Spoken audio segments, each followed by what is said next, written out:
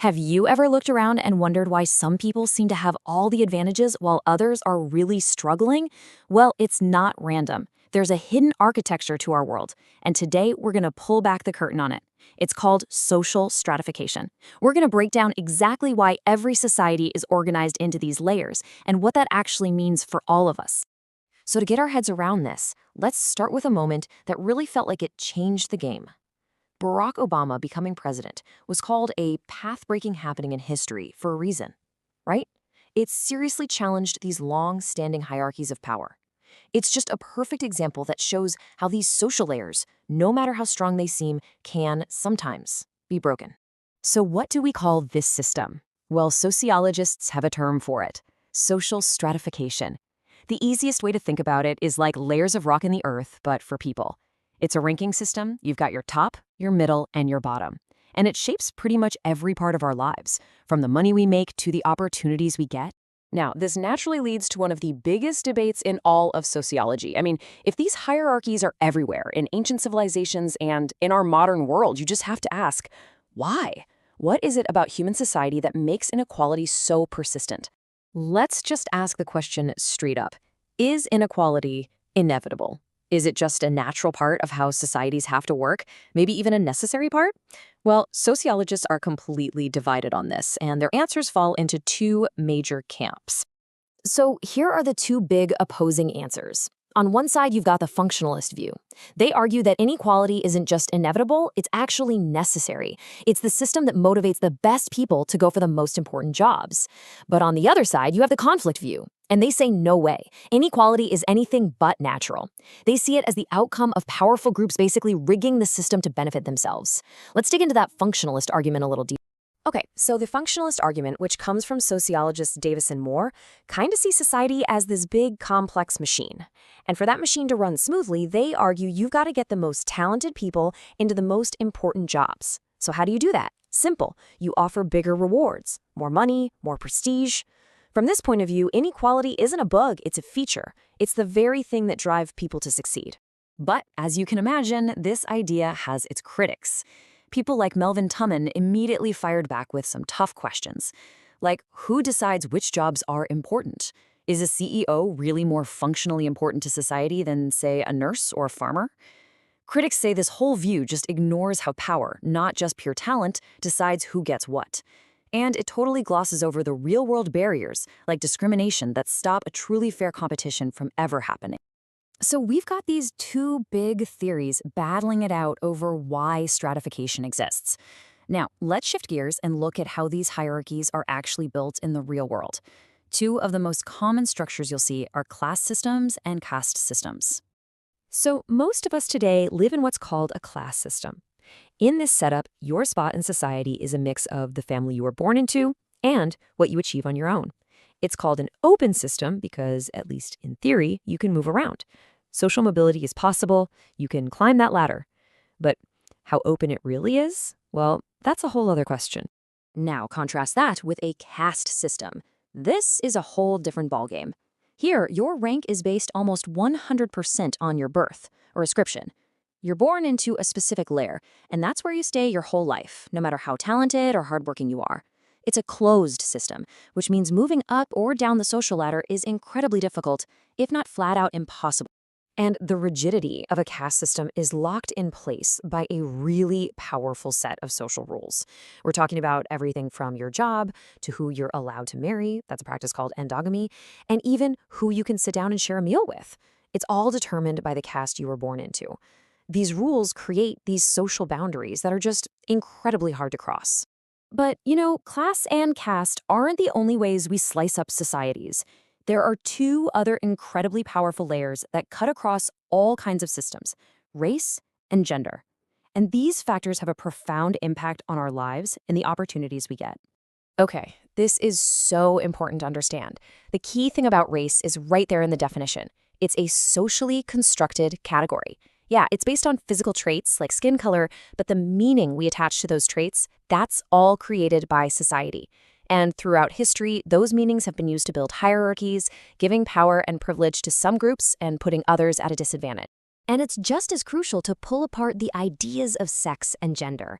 They are not the same thing. As you can see here, sex refers to the biological differences we're born with. But gender, our culture's ideas about what's masculine or feminine, that's something we learn. It's a social script, and believe me, that script changes a lot depending on the culture and the time period you're looking at. This quote just nails it, doesn't it? We don't pop out of the womb knowing how to be a man or act like a lady. Those are roles we learn, roles we perform, based on what our culture tells us is normal. It's an achievement, something we're taught from the day we're born. So this social construction of gender often results in a system that we call patriarchy. And what that means is a form of social organization where men hold most of the primary power and authority in pretty much all aspects of society, from politics and business right down to the family. It's one of the key ways that gender-based stratification is maintained. Okay, so we've laid out that society is layered up. We've got class, caste, race, gender, all creating these different levels. But the big question is, how stuck are we? Is it actually possible for people to move between these layers? Well, this movement has a name. It's called social mobility. To put it simply, it's your ability to move up, or for that matter, fall down, the social ladder. And the amount of mobility a society has is a really good sign of how open or closed it truly is. And that brings us to our last big thought for today. After looking at all these systems, you just have to ask, right? How much mobility is really out there? Are those ladders of opportunity real and accessible for everybody? Or are there invisible barriers that keep the layers of our society pretty much locked in place? It's a question that gets to the absolute heart of fairness and equality in our world. Thanks for joining me on this explainer.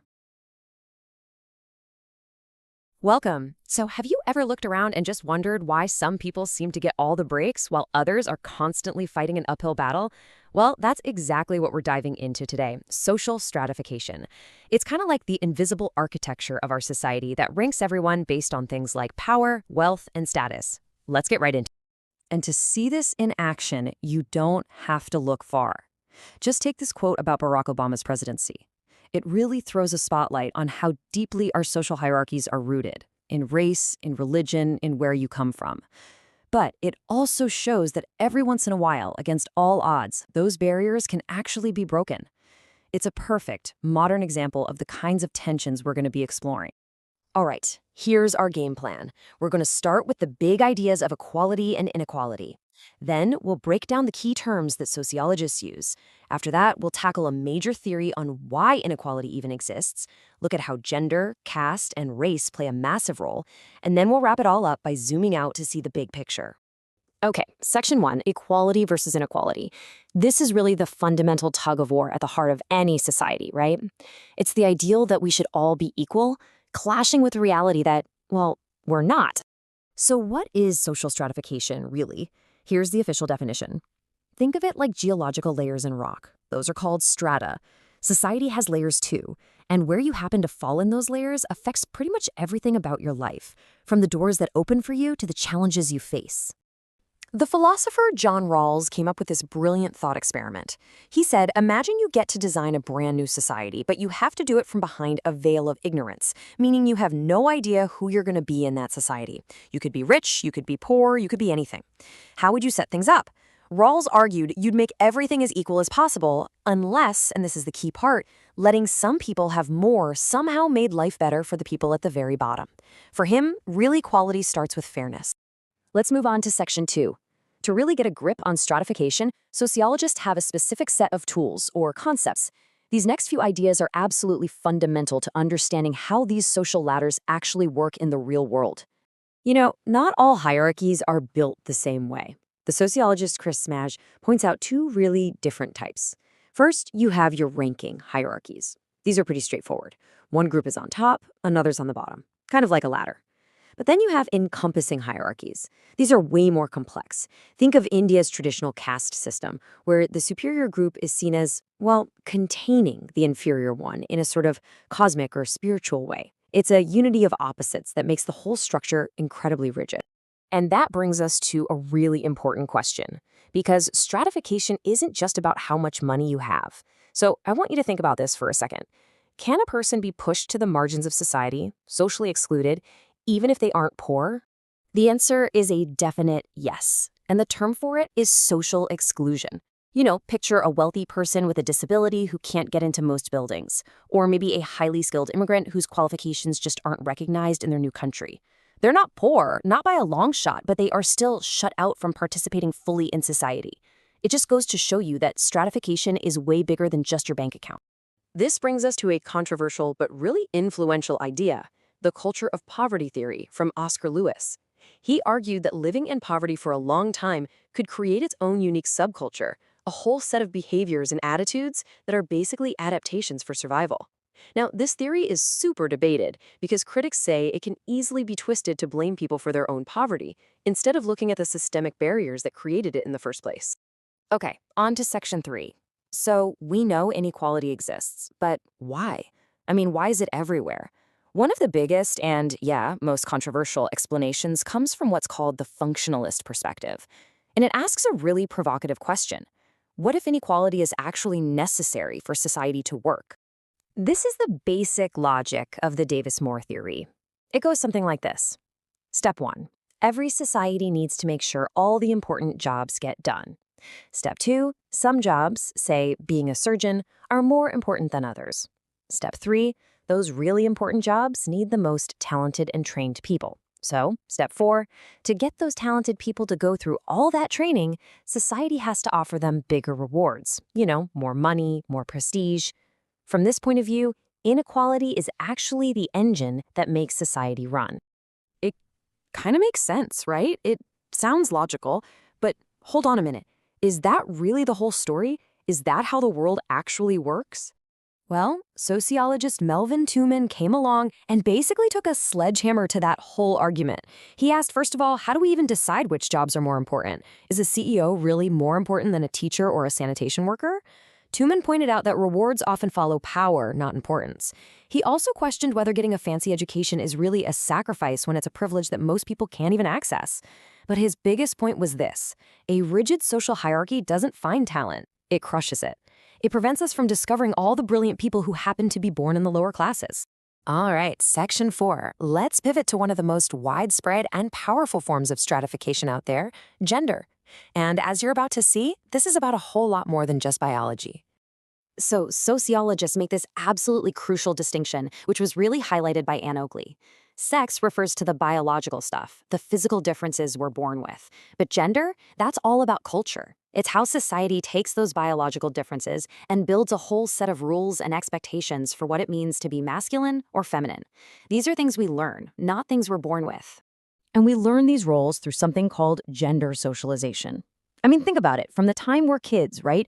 Girls are often given dolls and encouraged to be nurturing and cooperative.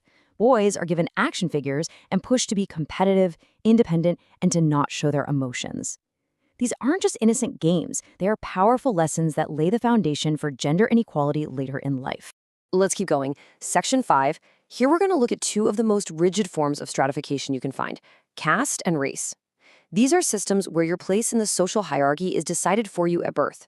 Sociologists call this ascribed status. You don't earn it, it's just assigned to you. So how does a system as rigid as caste manage to survive for so long? Well, a big part of the answer is enforcement. And a key piece of that enforcement is something called the caste panchet. Think of it as a council within a specific caste that acts like its own government and police force. They enforce all the social rules, and if you break them, like marrying someone from the wrong caste, they're the ones who punish you. It's a powerful way to keep those boundaries locked in place. And to see just how deep this stuff runs, check out these commensal taboos. These are just rules about something as simple and everyday as sharing food. But as you can see, everything is regulated. Who you're allowed to eat with, who can cook for you, who you can even accept a glass of water from. This isn't just about old traditions. It's about actively maintaining social distance and reinforcing the hierarchy every single day. Now let's turn to race. While race is often tied to biological traits like skin color or hair texture, sociologists will tell you that its real power comes from the fact that it's a social construct. The biological traits are real, sure, but it's the social meanings, the ideas of superiority and inferiority that we attach to those traits that give race its power. It's this social process that turns physical differences into a system of inequality and racism. Okay, let's pull all these threads together in our final section, the big picture, and just take a moment to reflect on these hierarchies that seem to stick around no matter what. So, if you remember just one thing from all this, let it be this. Social stratification isn't some rare or weird thing. It's a universal feature of pretty much every human society that has ever existed. Whether it's built on class, gender, caste, or race, the practice of ranking people is everywhere, and it has a profound impact on all of our lives. And that leaves us with a massive question, one that we're all living through right now. As our societies get more modern and complex, will these hierarchies finally start to disappear? Or will they just change their shape, evolving into new forms that are maybe less obvious, but just as powerful? The answer to that is still being written. Thanks so much for joining me. It's a question we've all probably asked ourselves at some point. Why do some people have so much, while others have just so little? I mean, it's a question that cuts right to the very core of how our societies are built. So today, we're tackling one of the absolute biggest questions in sociology. Is all this social inequality a bug in the system that we need to fix? Or is it actually a feature that helps society function? Okay, let's dive right in. So, here's how we're going to break it down. We'll start by really framing that big question about inequality. Then we'll jump into the functionalist argument, the idea that it's all essential. After that, we'll look at a really powerful critique of that very idea. Then we'll switch gears to a theory based on justice and fairness. And finally, we'll see how these systems actually hold themselves together. It's going to be a real clash of some huge ideas. All right, first up, the big question itself, social inequality, this structured ranking of entire groups of people. It isn't some random thing. Nope, it's a persistent, universal feature you can find in pretty much every human society all throughout history. Just think about it this way. We all kind of get the hierarchy between a general and a sergeant, right? But what about a surgeon versus a garbage collector? I mean, both jobs are absolutely essential for society to work, but the rewards, we're talking salary, respect, power, they are worlds apart. So, why? See, that difference isn't an accident. It's baked into a structured system. And this brings us right to the heart of our entire explainer today. Is this system of inequality a fundamental flaw, a bug that just creates injustice, or is it a necessary feature, like an operating system that society actually needs to survive and even thrive? Let's start by looking at the argument that it's a feature. So let's tackle that question head on with our first major theory. This is the functionalist argument, which was most famously laid out by sociologists Kingsley Davis and Wilbert Moore. And they offer a really bold and, for a lot of people, a pretty controversial answer. Inequality isn't just necessary, it's actually good for us. Now, to really get their logic, you have to understand this key concept, a functional prerequisite. Think of it like this. A car needs an engine, wheels, steering, right? Without those basic parts, it just can't run.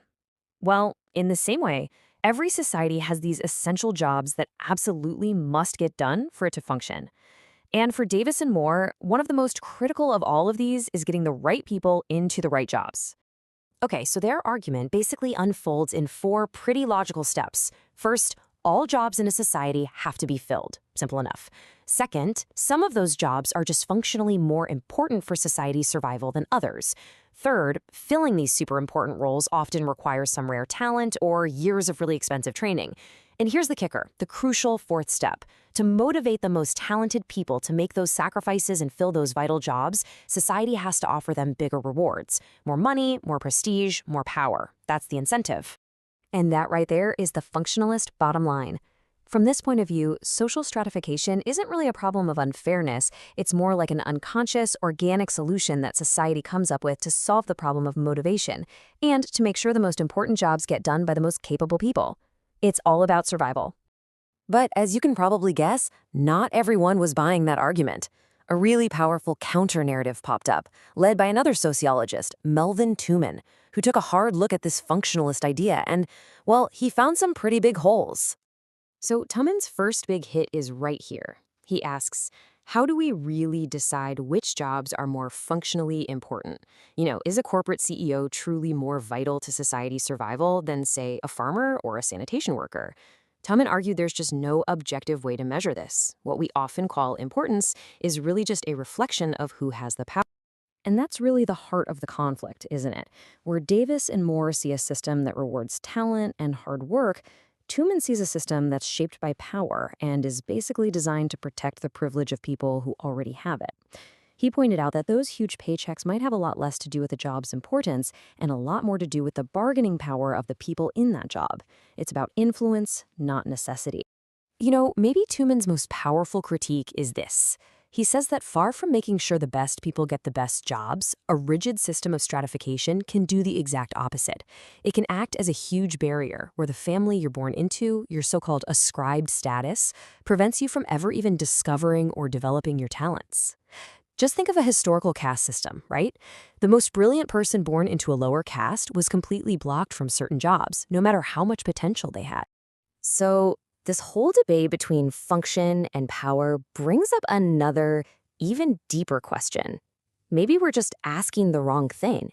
Instead of asking if inequality is useful, maybe we should be asking if it's fair. And that's where the philosopher John Rawls comes into the picture. This quote right here is the absolute heart of Rawls's whole philosophy. He suggests a simple but pretty revolutionary idea. The default setting for society should be equality. Period. Every social good, liberty, wealth, opportunity, all of it should be shared equally. And the only time it's okay to have an unequal distribution is if that inequality actually benefits everyone, especially the people at the very bottom. So Rawls lays out his thinking in this matrix. He argues against systems like natural liberty, where your success is basically just a lottery based on your birth and natural talent. He's also not a fan of liberal equality, which gives everyone a fair shot to apply for a job, but doesn't do anything about the fact that some people start with massive advantages. Instead, he argues for what he calls democratic equality. In this system, things like wealth and power can be unequal, but only if they work to the greatest benefit of the least advantaged people in society. So sure, a doctor can earn more, but only if that system also leads to better healthcare for the poorest people. So you see, the crucial point here is that Rawls completely reframes the entire debate. He shifts the focus away from efficiency and puts it squarely on ethics. For him, the real test of any society isn't how well it motivates its top talent, but how justly it treats its most vulnerable members. It all comes down to fairness.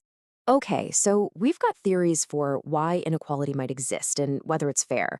But how do these systems of stratification actually stick around for so long? How are they maintained? For that, we turn to another giant of sociology, Talcott Parsons, who really focused on the mechanics of social order. Parsons argued that inequality is no accident. It's deeply woven into the very fabric of society. He had this idea that if there's law, there has to be inequality. What he meant was, even if we're all equal before the law, the legal system itself, with all its rules and punishments, inevitably creates differences and hierarchies. The whole system of social norms reinforces these differences. So what tools does the system use to keep itself going? Well, Parsons pointed to a few key mechanisms of social control. You've got rituals, everything from holidays to just saying hello, that reinforce what the community values. You've got secondary institutions like schools and workplaces that teach us how to conform. And for anyone that doesn't conform, there's isolation, which separates them from the mainstream and keeps the system's order intact.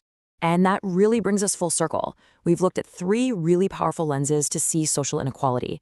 There's functionalism, which sees it as a necessity for society to run smoothly. There's conflict theory through Tuman, which sees it as a product of power and a way to maintain privilege. And then there's the justice perspective of Rawls, which judges the whole system by a standard of fairness. Each one tells a completely different story about the exact same social reality. At the end of the day, there's no single, easy answer here. The real value of these theories is in the questions they make us ask about the world around us. So I'll leave you with this to think about. When you look at the inequality in your own community, or at your job, or in your country, which one of these lenses, necessity, power, or fairness, seems to tell you the most compelling story? All right, let's jump right in. Have you ever just looked around and wondered why our world is so unequal? Why do some people seem to have all the advantages while others are struggling? Well, today we're going to dig into that. We're going to explore the big ideas sociologists have come up with to explain the hierarchies that shape, well, everything. I mean, this is the question, right? It's one that people have been asking forever. Why are societies so unequal? Is it just the way things are? Maybe even a necessary evil? Or is it something more deliberate? A system that's been built to help some people win by making sure others lose. That's the core puzzle we're going to try and unpack. So here's how we're going to tackle this. First, we'll look at the idea that inequality might actually be a good thing, an engine for society. Then we'll flip that and see it as a system of power. After that, we'll see how this stuff plays out in real life, and finally, we'll ask if anyone can actually climb that social ladder. Okay, let's dive into our first big idea, the functionalist view. And it starts with a pretty wild question. What if inequality isn't a problem? What if it's actually necessary for society to work? So, functionalism looks at society like it's a giant, complex body. Every single part, your family, the economy, the government, has a job to do to keep the whole thing running smoothly. And in this view, social hierarchies, the way we rank people, isn't a bug, it's a feature. It's there for a reason, a really important one.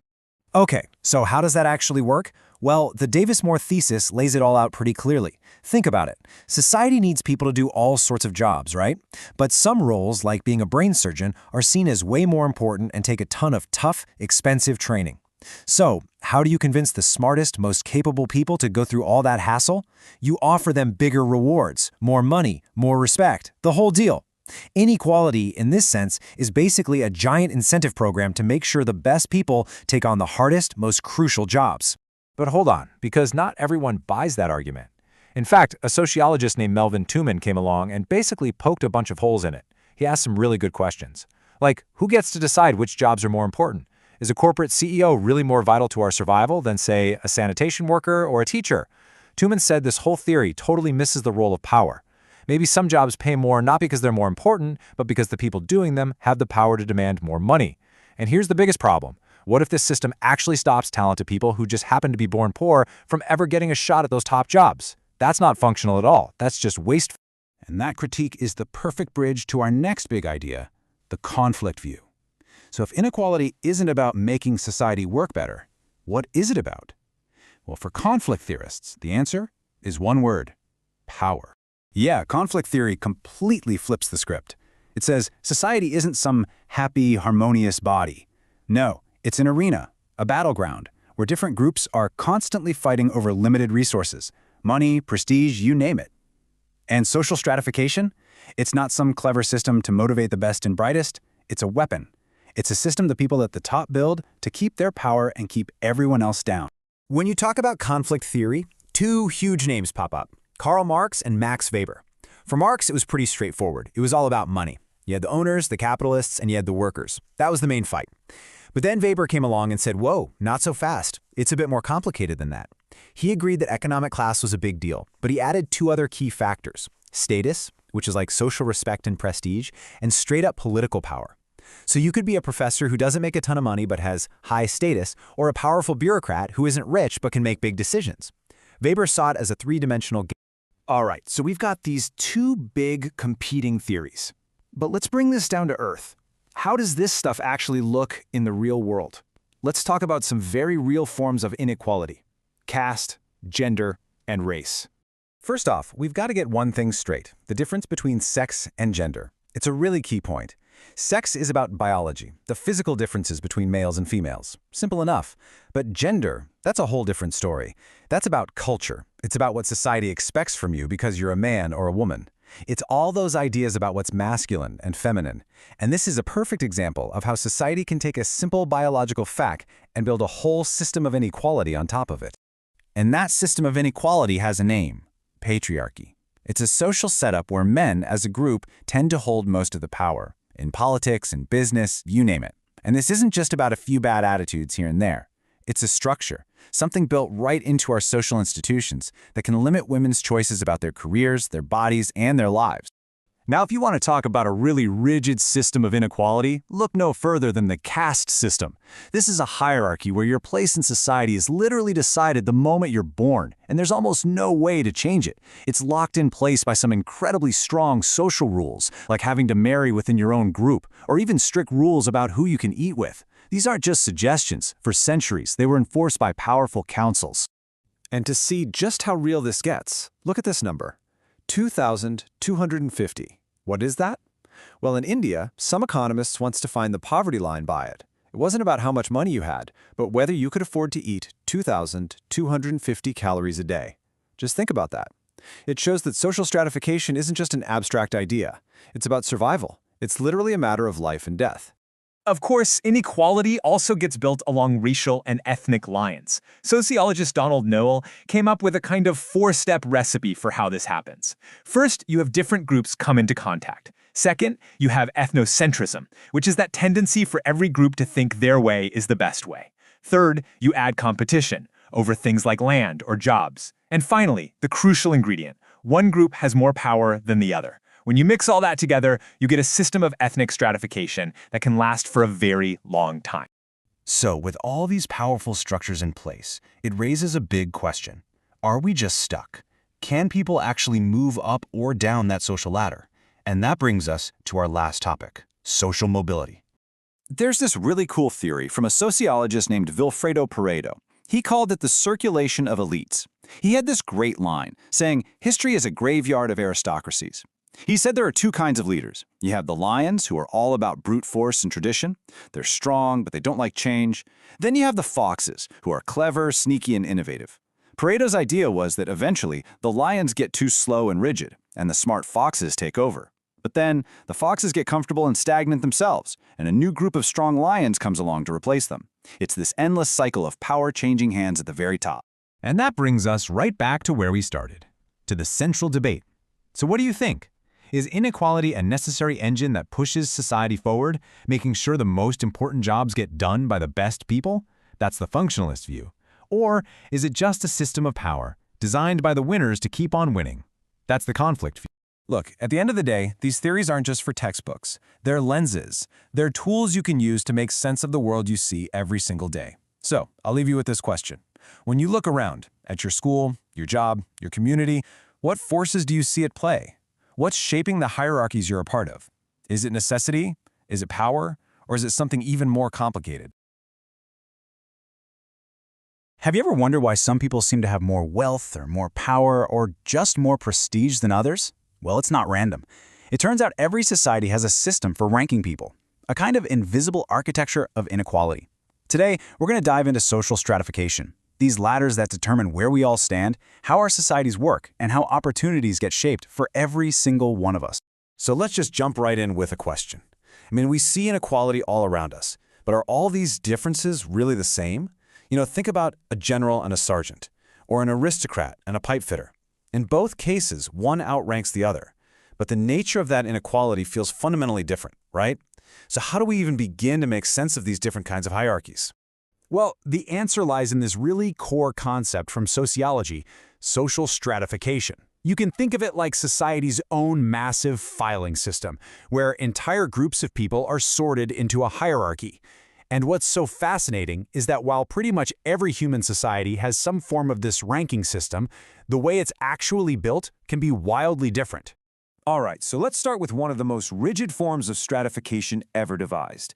Imagine being placed on a ladder the moment you're born. A ladder you can almost never climb up or down. That's the basic idea behind our first example, the caste system. So what's the deal with the caste system? Well, it runs on this powerful set of rules that are all interlocked. Your status isn't about what you achieve. It's determined by who your parents are, and it's for life. You're expected to marry within your own group, and your job is often decided for you by tradition. And this whole hierarchy is built on ideas of ritual purity and pollution, which ends up controlling everything from your career to who you're allowed to share a meal with. And get this slide shows just how incredibly detailed the system is. It's not just who you eat with, but what you're eating and even how it's made. See, food that's cooked with water, which is called kacha food, is believed to be easily polluted, so the rules around sharing it are super strict. But food cooked in ghee, that's paka food, is considered pure, so the rules for that are a lot more relaxed. It just goes to show how deeply this idea of purity is woven into the very fabric of society. So who made sure everyone followed these rules? Historically, that was the job of the caste panchat. Think of it like a mini government or council for each caste. It was this really powerful body that acted as both judge and jury, and it could hand out punishments for breaking the rules. These could range from just a fine to something as severe as being completely outcast from your community, which was, the ultimate punishment. And then, at the very bottom of this hierarchy, you have the outcasts, groups sometimes referred to as untouchables. These groups faced the most extreme forms of social exclusion imaginable. They were forced into jobs that were considered ritually polluting or defiling. And this wasn't just about having a low rank. It meant living on the absolute edges of society, often not even allowed to use the same wells, roads, or temples as everyone else. All of it based on this deeply ingrained idea of pollution. Okay, so let's switch gears. We're going to move from a ladder that's based on birth and ritual to a very different kind of social hierarchy. This one is based mostly on your economic position. Let's talk about the class system. Now, this is where you can really see the difference. This chart just lays it all out. Where the caste system is rigid, it's closed, and it's based on your birth, the class system is, at least in theory, much more open. Your position is supposed to be based on economic factors, and social mobility, moving up or down that ladder, is possible. And of course, you can't really talk about class without talking about Karl Marx. He saw all of human history as one long story of conflict between classes. For him, it was all about the struggle between the bourgeoisie, the folks who own the factories and the land, and the proletariat, the workers who have to sell their labor to get by. For Marx, class wasn't just some ranking. It was the engine that drove all social change. But, is it really just about money? The sociologist Max Weber said, well, hold on, the picture's a little more complicated than that. He came up with this multi-dimensional view. He agreed that class, your economic spot, is totally crucial. But he said you also have to look at status. That's the social honor or prestige you get from your lifestyle, and power, which is your ability to get things done, even if other people try to stop you.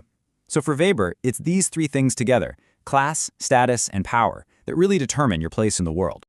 Okay, next up is a form of stratification that's a bit different because it cuts across all the others. It intersects with both caste and with class. This is the hierarchy that's based on gender. Now, to really get this, we need to be super clear on one thing, a distinction that sociologist Ann Oakley helped make famous. Sex refers to the biological differences between male and female. Simple enough. Gender, though, is something else entirely. It's a cultural creation. It's how a society decides what counts as masculine and feminine. And believe me, that changes a ton depending on where and when you are. And this gender hierarchy is often organized through a system called patriarchy. This is basically a social setup where men hold the primary power and authority. In this kind of system, men traditionally have more control over key parts of women's lives and as a result have greater access to a society's resources, both material and symbolic. So, the really crucial takeaway here is that gender roles aren't something we're born with, they're something we learn.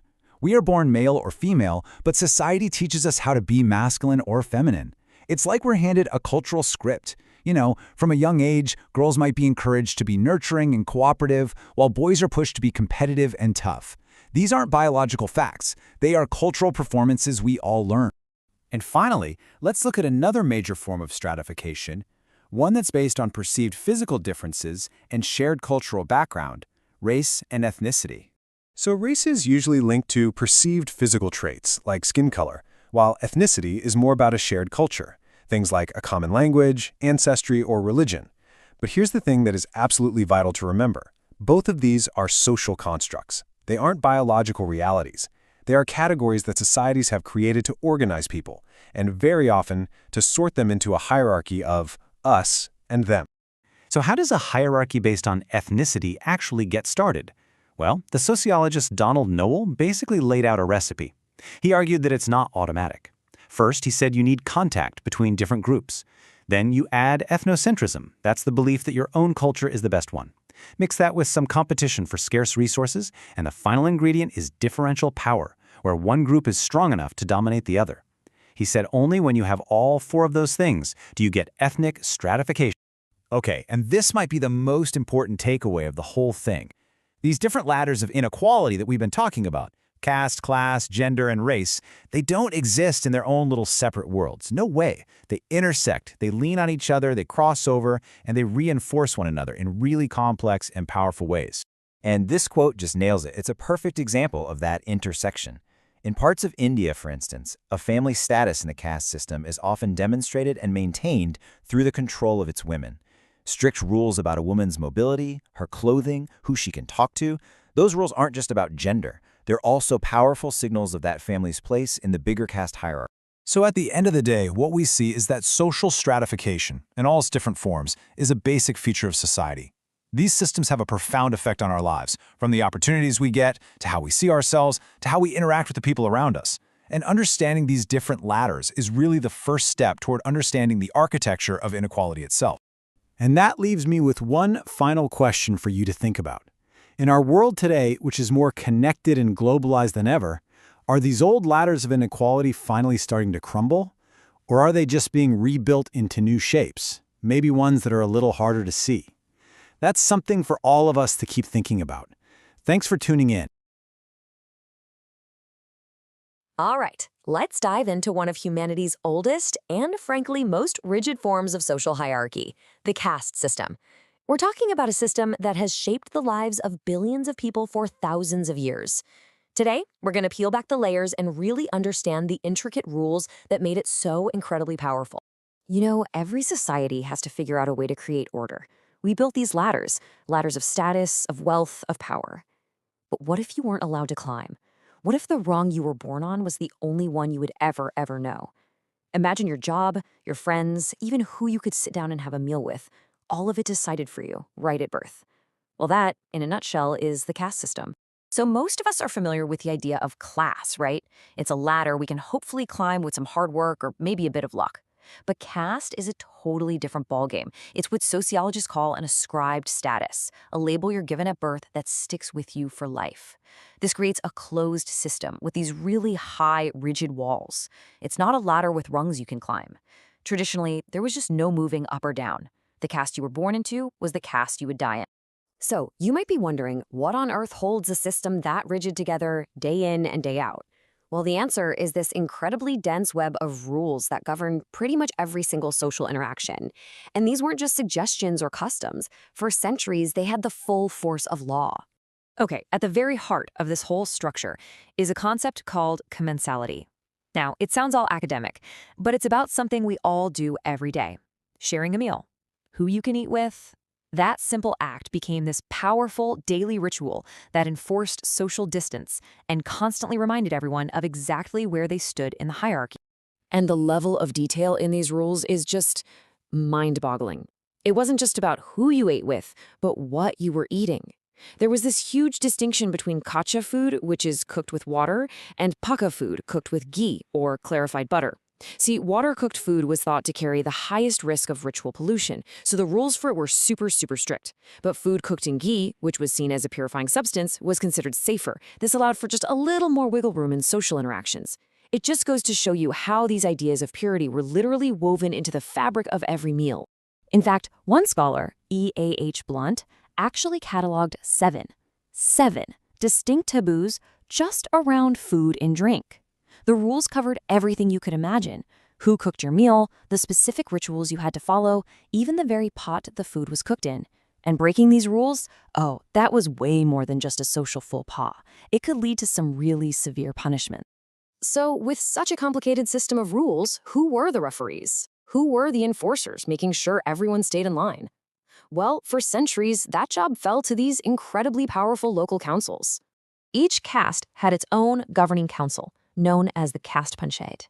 And let me tell you, this was no simple social club. This was a semi-sovereign body with real, actual power. It acted like a court, settling disputes, and, most importantly, punishing anyone who dared to violate caste law. The power of these councils was, for all intents and purposes, absolute, and their judgments could be utterly devastating. I mean, just listen to this tragic story from 1861. A civil judge, a man with real status in society, broke caste rules by marrying a widow. The humiliation and condemnation from his own caste council was so relentless, so crushing, that both he and his wife were driven to take their own lives. And this kind of authority wasn't just a relic of the distant past. As late as 1912, you had people being excommunicated, kicked out, for things like sharing a meal with someone from a lower caste. The ultimate punishment was to be outcasted, which was basically a form of social death. You were completely cut off from your family, your community, your entire world. And this, right here, shows you just how resilient the system is. Even after India gained independence and these councils were legally stripped of their authority, their social and psychological power just kept going. As the sociologist K.M. Kapadia pointed out in 1962, they continued to shape the minds and conduct of their communities. It's a powerful reminder that you can change a law overnight, but changing a culture takes a whole lot longer. Now, the logic of this incredibly rigid hierarchy, all based on these ideas of purity and pollution, it inevitably led to its most extreme and tragic consequence: the creation of a whole group of people who were considered so impure that they were pushed outside of the system entirely. This brutal practice is known as untouchability. Entire communities, often forced into jobs deemed polluting, like cleaning streets or working with leather, were treated as actual contaminants. They were segregated, forced to live on the outskirts of villages, and couldn't even use the same public wells or roads.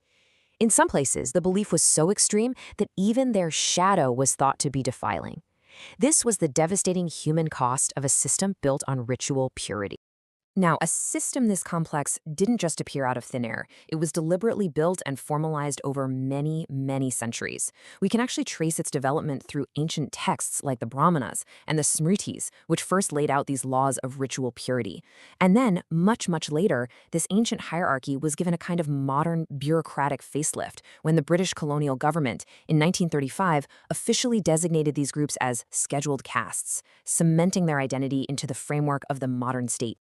So all of this brings us to the really complex reality of today, where the caste system exists in this fascinating and often frustrating paradox. It's a system that is, at the exact same time, legally gone and socially very much alive. In modern India, the constitution is crystal clear. Caste-based discrimination is outlawed. The practice of untouchability is illegal, period. And yet, the social reality on the ground is way more complicated. Caste identity is still a hugely powerful factor in social life, in politics, in marriage, and it can absolutely influence a person's opportunities and entire life story.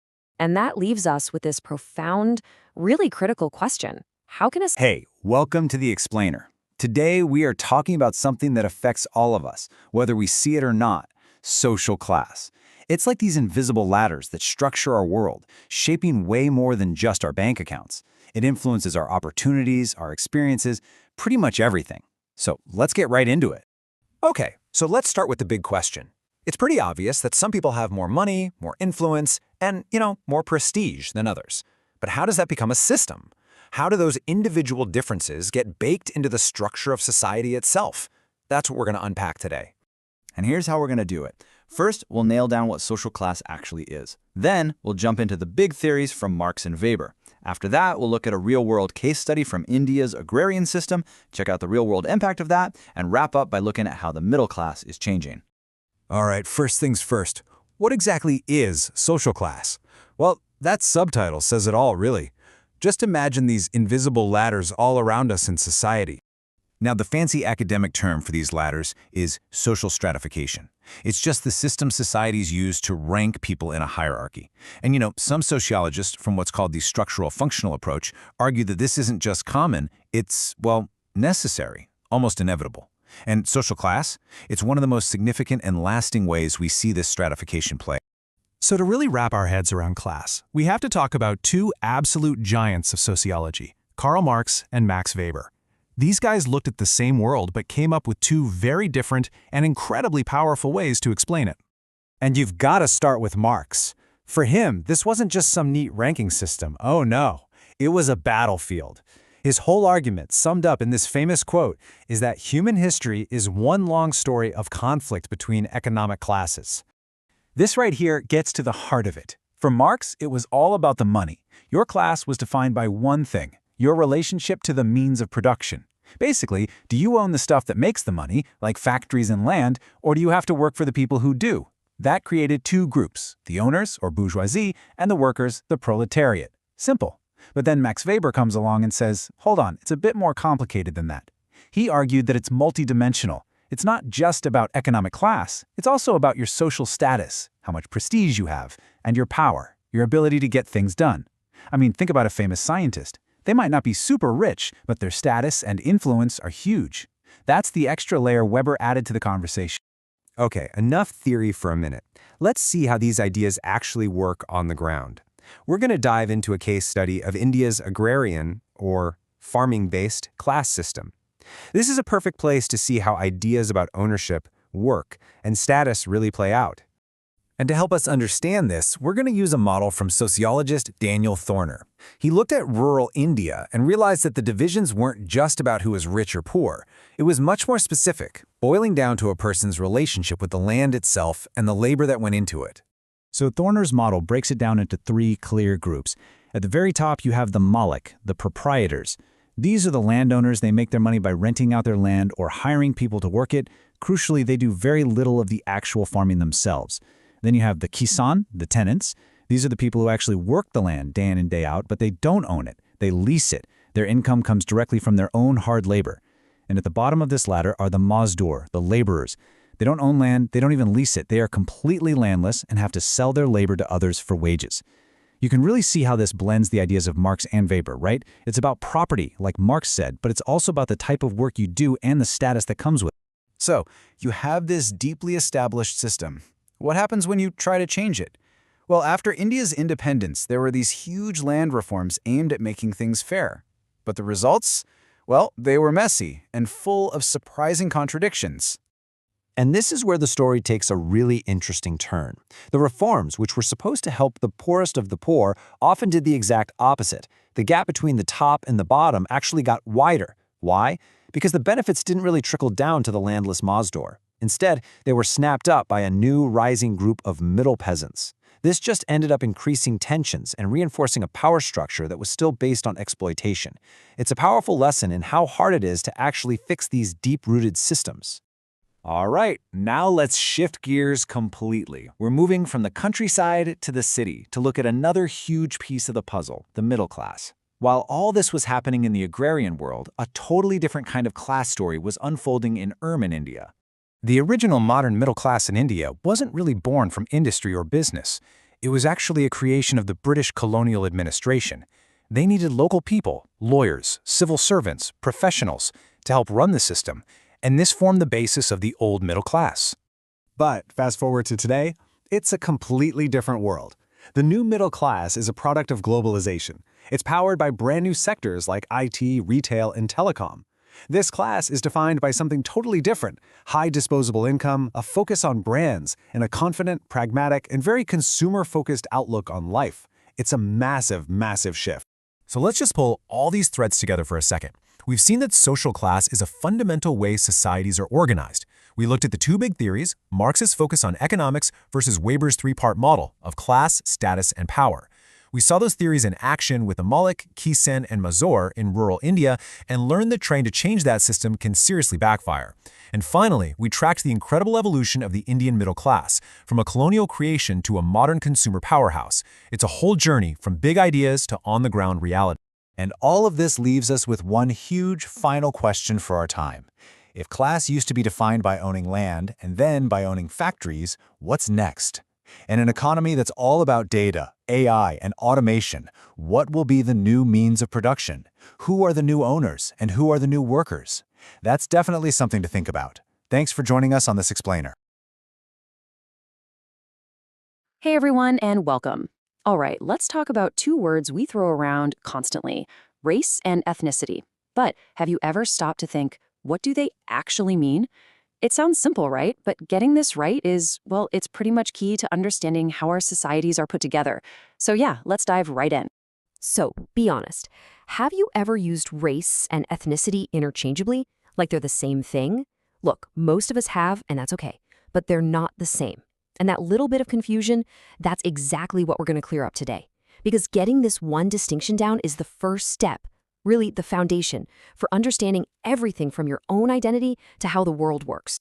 Okay, so here's our game plan. First up, we'll get the basic definitions of race and ethnicity sorted. Then we'll look at the biological idea of race and how it got a little twisted.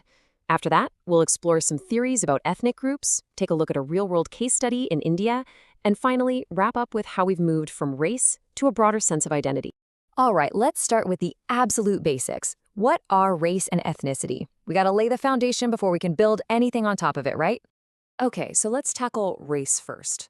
The traditional scientific definition, like the one from anthropologist A.L. Kroeber, is pretty straightforward. It's all about biology. Think of it like this. It's a group of people connected by heredity. You know, shared genes, a common ancestry. The idea is that it's about physical traits that get passed down from one generation to the next, almost like a biological blueprint. But now let's switch gears to ethnicity. And this is totally different. The word actually comes from the Greek word ethnos, which just means people or nation. And that's a huge hint, right? Ethnicity has nothing to do with your DNA. It's all about culture. It's the stuff we share, our language, our food, our traditions, that gut feeling that you belong to a group. So let's boil it all down. Race is seen as biological, based on heredity and physical traits. Ethnicity, on the other hand, is cultural. It's about a shared identity. So you have biology versus culture, physical traits versus cultural traits. It seems like a simple, clean distinction. But as you're about to see, things get messy really, really fast. Okay, so how did we get from a simple biological idea of race to, well, to racism? This is where a scientific concept gets twisted into a powerful social ideology. Let's dig into that transformation. Yeah, all is race, there is no other truth. This quote, it really cuts right to the bone, doesn't it? This is the core belief of racism, the idea that your race is your destiny, that everything about you, how smart you are, what you're capable of, your very worth, is locked into your biology. It's an incredibly dangerous idea that has caused, unbelievable harm throughout history. And that's the thing. This wasn't just about individual prejudice. That idea was used to build entire social systems. We're talking about creating hierarchies, ranking people from superior to inferior based on their race. This became the justification for some of the worst things in human history, justifying things like oppression and exploitation by claiming some groups were just naturally or congenitally inferior. So let's pivot back to ethnicity. If it's all about shared culture, it makes you wonder, why do we even form these groups? What's the human impulse to create an us? Well, sociologists have some fascinating theories about this. So you've got two major schools of thought here. First, there's perennialism. This view basically says that ethnic groups are ancient, they're real, and they've been around forever, even if they change a bit. Then you have constructivism, which argues no, these groups are actually modern social constructs. They were created by us, especially as we started forming big nation-states. So the big question is, have these groups always been with us, or did we invent them? Now, digging a little deeper into that perennialist idea, there's a really key theory that explains something crucial. It's not just about why ethnic groups exist, but how they end up in a pecking order. You know, how we get a system of social ranking, or what sociologists call stratification, where one group has more power than another. So how does that happen? Well, sociologist Donald Knoll laid out a kind of 3-ingredient recipe. First, you need contact. 2 different ethnic groups have to come into the same space. Second, you need ethnocentrism and competition. This means both groups think their own culture is the best, and they're competing for the same things, like land, resources, or power. And the third, most critical ingredient, differential power. One group has to have an edge, the ability to make the other group do what it wants. Mix those 3 things together, and Knowles says you get ethnic stratification. It's that simple and that powerful. Okay, enough with the theory for a minute. Let's see how this stuff looks in the real world.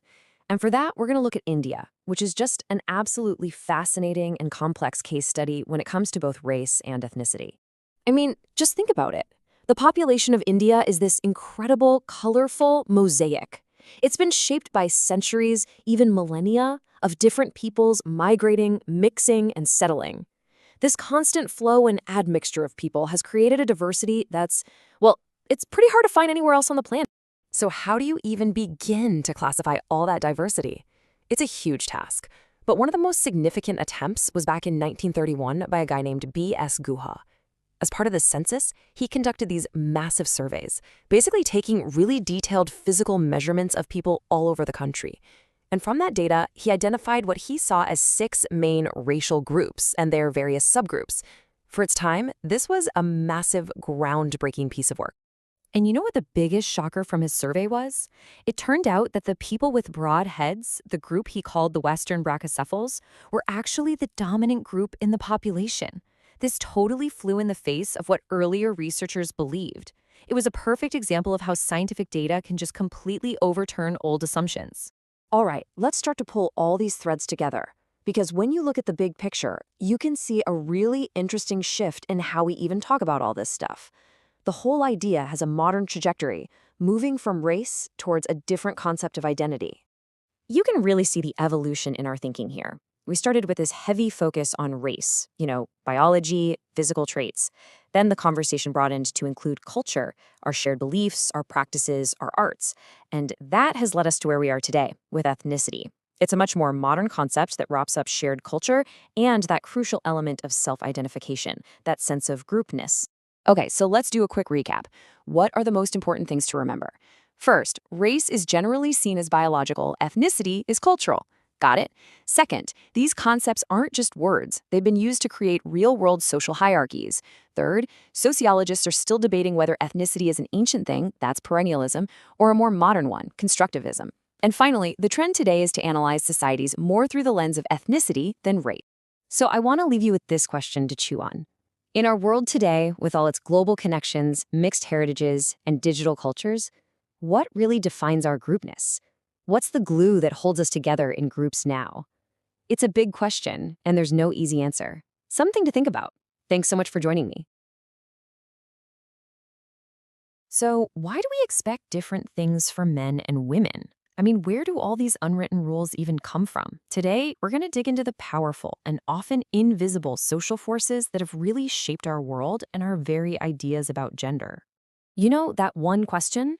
It takes us right to the very heart of how our societies are put together, everything from our families to our governments. And to really get to the bottom of it, we have to start by understanding a really crucial distinction, one that kind of changes everything. Okay, so on one side, you've got sex. That's the biological stuff we're born with, male or female. And that part's pretty universal across the globe. But then there's gender. Gender is totally different. It's like the cultural script we're handed, the set of social rules and expectations for what it means to be masculine or feminine. And that is anything but universal. It changes, sometimes dramatically, depending on where you are and what time period you're living in. Exactly. So while you're born male or female, you actually learn how to perform being a man or a woman. Think about it like you're handed a role in a play at birth, and it comes with a script that tells you how to act, think, and feel. We see it all around us, right? Girls are often encouraged to be cooperative and nurturing, while boys get pushed toward being competitive and assertive. Now, that's not biology calling the shots. That's culture teaching us our parts. And hey, if you need proof that these roles are learned, this is absolutely fascinating. The incredible work of anthropologist Margaret Mead in New Guinea gives us some stunning real-world evidence. She found 3 different societies all living pretty close to each other, but with wildly different ideas about gender. You had the Arapish, where both men and women were gentle. Then you had the Mundugomer, where both sexes were aggressive and ruthless. And then, get this, in the 3rd society, the Chambuli, the roles were a complete flip of what Western society expected. It's just powerful proof that what we often think is natural is really just one way of doing things. Okay, so if gender roles are this flexible and based on culture, that raises a massive question. How in the world did they become the foundation for such a rigid and widespread system of inequality? Well, to answer that, we've got to talk about a really powerful social structure called patriarchy. The best way to think about patriarchy is like society's invisible operating system. It's just kind of running in the background, shaping our institutions. It's a social system where, historically, men hold the primary power and authority. And we're not just talking about who's the president or a CEO. It goes all the way down into the family unit, setting up a hierarchy that can influence everything from a woman's job to her freedom of movement. So how does a system like this actually stay in place? Well, it's held up by 3 main pillars. It all starts in the family, which is our first classroom for social rules. Something as simple as preferring a male child can be the very first lesson in hierarchy. Then, this gets amplified by our culture, our schools, the media we consume, even our religious rituals. They all can reinforce who's supposed to be in charge. And finally, you have these bigger social structures, like a caste system, that can lock it all into place, often by controlling women's sexuality to maintain the so-called purity of a bloodline. And just in case you think this is all unspoken stuff, it's not. For centuries, these rules have been written down plain as day. Just listen to this, from the ancient laws of Manu. It literally says a woman should have a lifetime of male supervision, first from her father, then her husband, and then her son. I mean, it's a chillingly clear blueprint for this entire system of control. So all of this leads to the big question that sociologists have been wrestling with for ages. Where did this system of female subordination even come from? To start looking for answers, we need to check out some of the key theories that try to explain its origins. Now, one of the first places people looked for answers was way back in our deep evolutionary past. There's the famous man the hunter theory, which suggested that aggressive male hunting was the engine of human evolution. It created social bonds when men brought meat back to the supposedly dependent females. But that story has a really powerful challenger. The woman the gatherer perspective argues it's way more logical that the lasting mother-infant bond and the reliable food that women gathered was the actual origin of food sharing and the complex social relationships that make us human. So, beyond evolution, other thinkers looked at more recent social structures, and even our own psychology. Friedrich Engels, who worked closely with Karl Marx, had this fascinating economic theory. He argued that this whole hierarchy kicked off with the rise of private property. See, once men owned land, he said, they needed to control women to make sure their sons, and only their sons, would inherit it. Then you have someone like Sigmund Freud, who looked inward to the mind.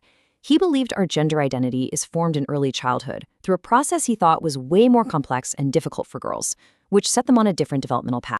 So we've got theories rooted in evolution, in economics, and in psychology, but you know what? They all point to one single radical idea. This system was built. It wasn't just handed to us by nature. And the crucial point here is this. If something is built, it can also be rebuilt. And this, right here, is the core takeaway from modern feminist analysis. This idea is nothing short of revolutionary. It says that gender relations are not natural or unchangeable. They are historical and sociocultural productions. And here's the most important part. They are subject to reconstitution. In other words, people made these rules, and that means people have the power to change them. And that's what this is all about. This isn't just some academic thought experiment. It's about taking apart these myths in the real world. Questioning why we connect leadership with masculinity, or why certain jobs are still seen as women's work. It's about actively challenging the power structures that have historically favored men with the goal of building more equitable theories and, more importantly, a more equitable society for every single one of us. So all of this leaves us with one final, unavoidable thought. If the gender roles that shape our lives, our jobs, and our relationships aren't fixed biological laws, but are instead things that we've constructed as a society, it poses a pretty profound question, not just for academics, but for every one of us. Since we are all collectively building our society every single day, what are we going to choose to build next? So when we talk about women's empowerment in India, what are we really talking about? It's a huge, complex topic, right? In this explainer, we're going to break it all down. We're going to look at the deep-rooted challenges, the journey toward equality, and what it all means today. All right, so here's how we're going to tackle this. First, we'll dig into the roots of inequality. Then we'll check out the laws and constitutional rights that were put in place. After that, we'll see how empowerment is actually structured. We'll also look at the reality for working women and wrap up with where things stand today. Sound good? Let's get into it. Okay, first up, the roots of inequality. To really get why empowerment is such a big deal, we have to understand the social structures that have been in place for, well, a very long time. This quote, it really nails it. It's saying that a woman's status isn't about just one thing. It's this massive, tangled web of everything. Socioeconomics, culture, politics, even religion. All these forces come together and they basically define the world a woman lives in and what's possible for her. So what are these core challenges? Well, it's some heavy stuff. You've got these deeply ingrained patriarchal systems where, men traditionally hold the authority. Then you layer on the caste system, which has historically controlled women's mobility and even their sexuality. Add to that a really strong cultural preference for sons, which leads to devastating things like female infanticide and foeticide. And it's not just about the outside world. Think about the psychological impact. When you're told you're less than, you can start to believe it. That's a huge barrier right there. So, with a problem that deep, what's the response? Let's look at how the law has tried to step in and build a foundation for equality. All right, so the legal approach is kind of two-pronged. On one side, you have these big, powerful constitutional guarantees. Article 15, for example, flat out says you can't discriminate based on sex. But then, and this is where it gets really interesting, you have these super specific laws that target social and economic realities. We're talking about things like marriage, divorce, and check out the Hindu Succession Act. That one was huge. It gave daughters equal rights to inherit their father's property. That's a direct challenge to the old patriarchal way of doing things. Okay, so we've got the laws in place, but laws on paper are one thing. What does empowerment actually look like in practice? And how did the government's thinking about this evolve? Let's dig into that. Yeah, we hear this term all the time, women's empowerment, but what are we actually talking about here? So here's the goal. Empowerment isn't just about laws. It's about giving women the tools to be economically independent, to be self-reliant. It's about building up that positive self-esteem so they can handle whatever life throws at them. And, this is key, it's about having a seat at the table, being part of the decision-making process. And what's really cool is how you can see the whole approach changing over the decades. Back in the 70s, it was all about welfare. Women were seen as people who needed help. Then in the 80s, the conversation shifted to development, how to include women in the country's growth. But the 90s, that's when we see the big pivot to empowerment. It's a move from let's help them to let's make sure they have the power to help themselves and lead. So to make all this happen, you need actual infrastructure, right? That's where these institutions came in. A whole department for women and child development was set up.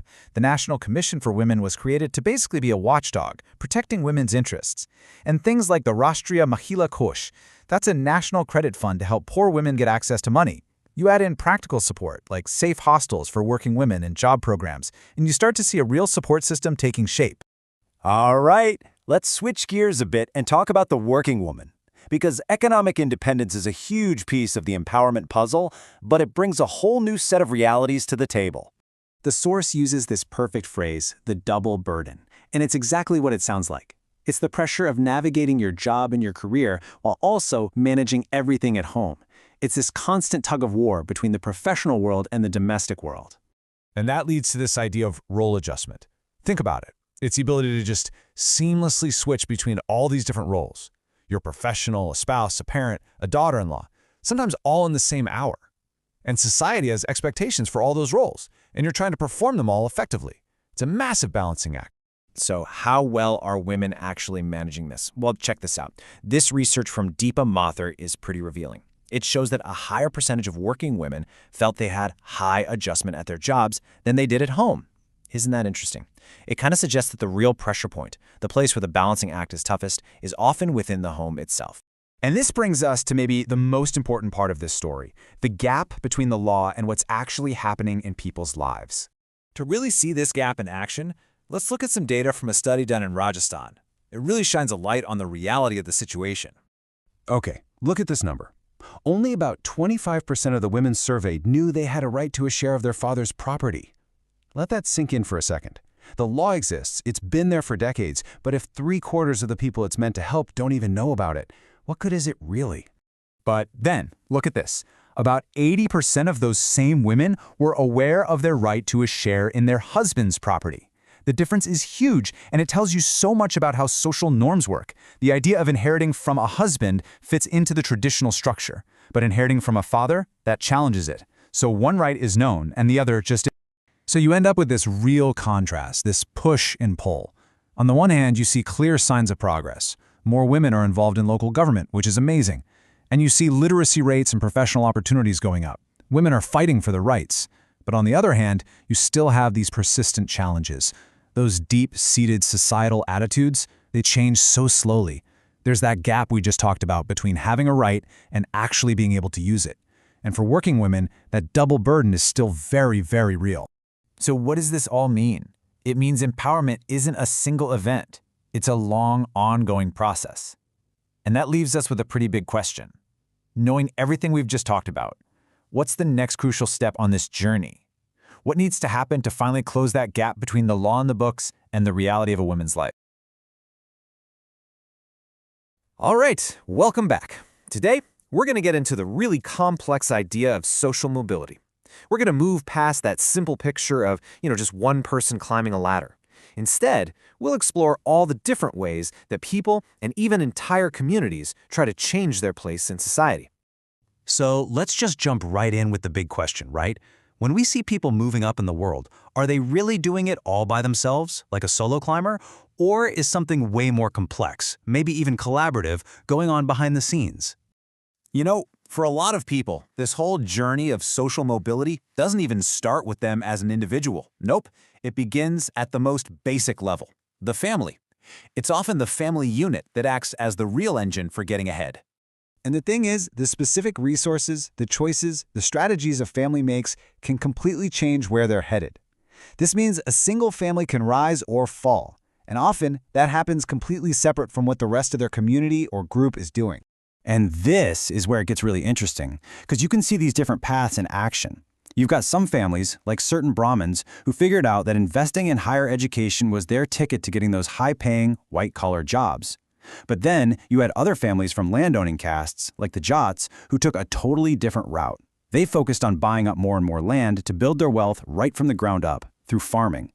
Two totally different playbooks, but both aiming for the exact same thing, moving up. Okay, so now let's kind of zoom out a bit. Let's go from the individual family to the whole community. Because as it turns out, sometimes the best way to climb that social ladder is to bring everybody with you. And that leads us to this really fascinating idea called corporate mobility. Now, this isn't about one person or one family getting ahead of the pack. This is about a whole group making a coordinated, collective push to raise their standing in the social hierarchy. It's a team effort. So how do they do this?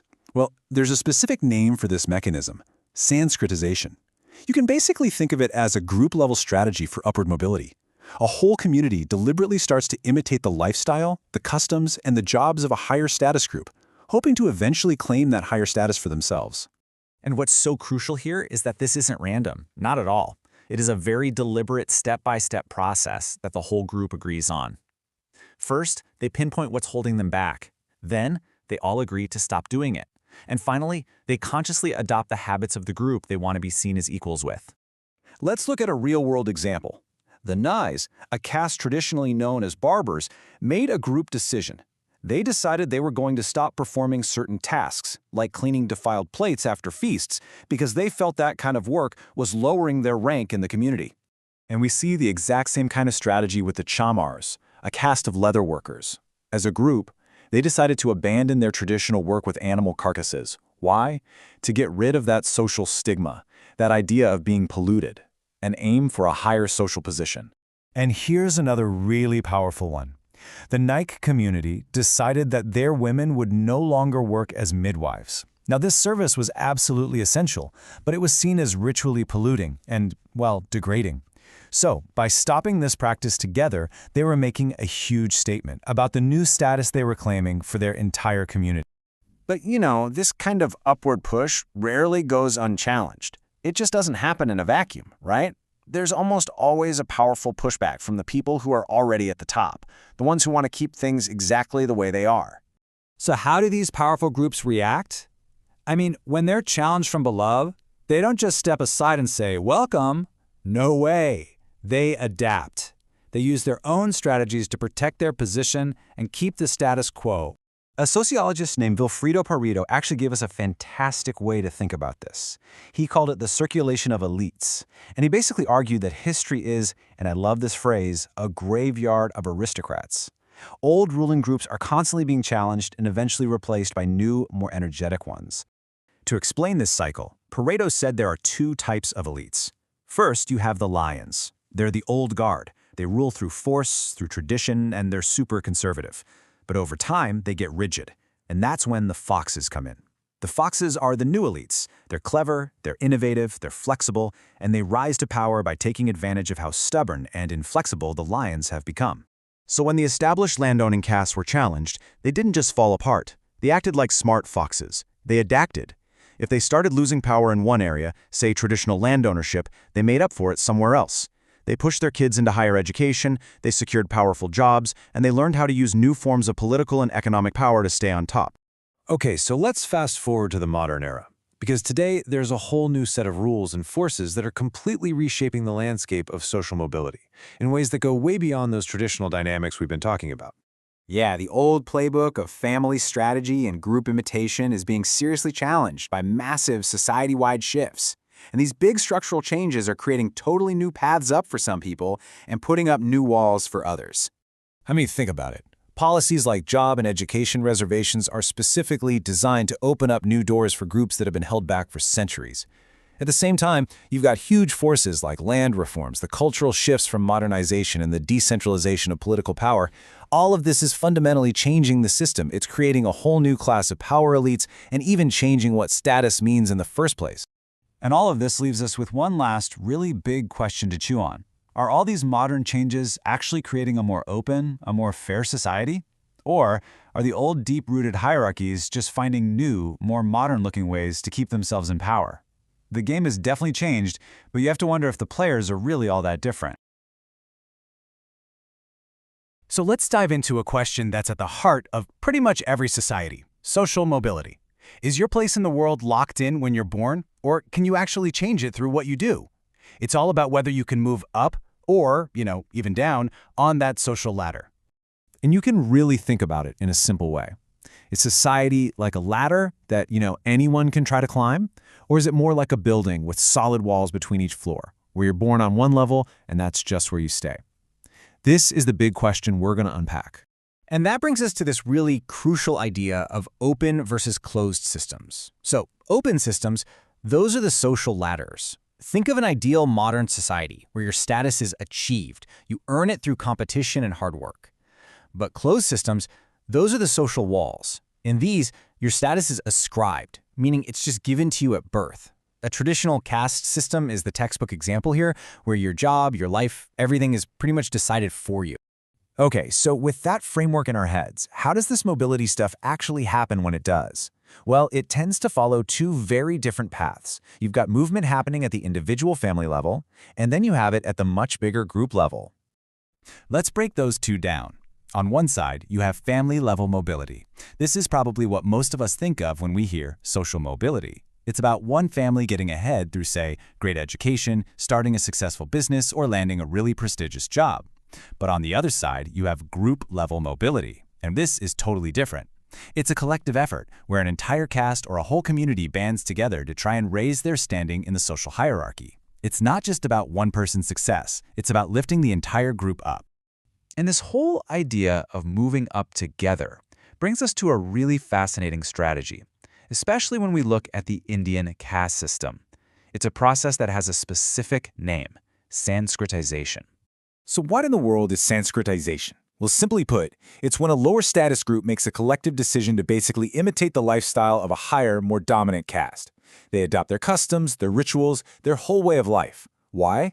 Because by doing this, they're making a claim for a higher status themselves. It's a very deliberate, planned-out strategy to climb that social ladder as a unified. And this isn't just a theory, right? We have some amazing real-world examples of this in action. For instance, you had groups of barbers who, as a collective, stopped cleaning dirty plates because that was seen as a polluting or low-status job. You had peasant groups who started using the high-status surname Singh to link themselves to a more prestigious warrior caste. Or think about leather workers giving up their traditional work with animal carcasses, and midwives deciding together to abandon what they felt was a degrading profession.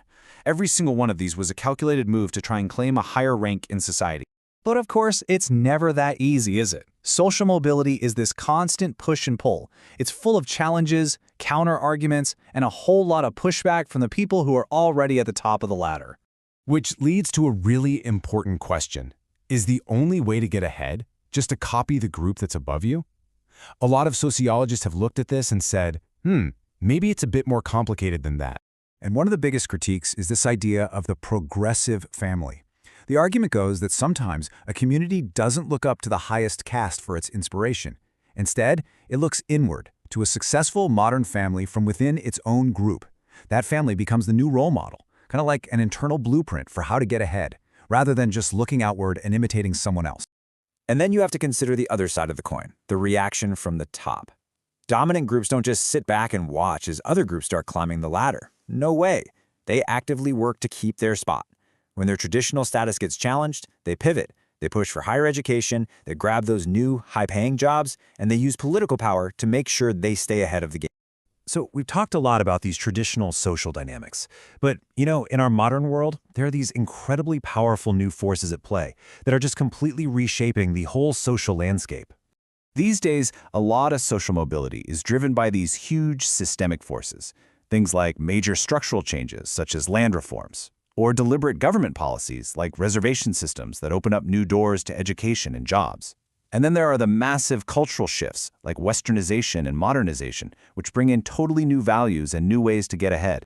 This quote really hits the nail on the head. See, unlike Sanskritization, which is all about the hopes and dreams of one specific group, these big, modern structural changes, they operate on a completely different level. Their goal isn't to help one group copy another. The goal is to overhaul the entire system. It's about changing the rules of the game for everyone. And that leaves us with a really powerful question for our world today. What is the single biggest force shaping our own social ladders? Is it still that age-old human impulse to imitate those at the top?